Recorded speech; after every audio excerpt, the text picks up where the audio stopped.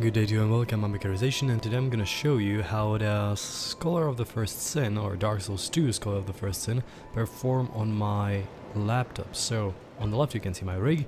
It's i5 6200U with its integrated graphics, HD 520, 8 gigs of RAM, slow ones, 800 MHz, and standard stock 5400 RPM hard drive. So, how does it perform?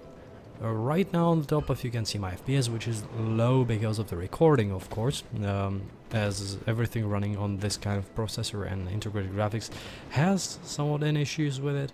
But I have a good news and a bad news. You can actually run the game at 30 FPS at least, or more or less 30 FPS, and that's a good news. The bad news is that I had to use this resolution, which is sub 720. Sometimes you can see these settings on streams when they want to save up some, or let's say TV streams, when they want to save some bandwidth, and 576 is actually not that far below 720p in terms of TV. In terms of games, there is a difference, however, never forget that. And the game doesn't look that great now.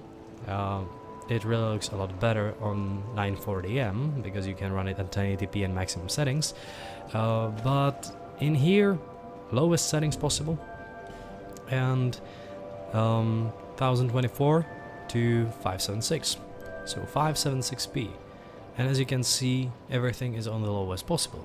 I know that it says medium, but it's the Scholar of the First Sin version, which medium is the new low. It very much reminds me of how Crysis 2 works, where your low is actually high, and then you have very high and ultra, instead of low, medium.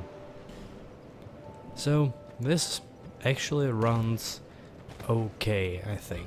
If you are someone who's into a bit of gaming but just have an integrated graphics, you can do it, but of course there is some drawback, and you have to compromise a bit. So, that's more or less it. You can run it. So, I hope that this helps you decide whether to get it or not, whether to try it or not.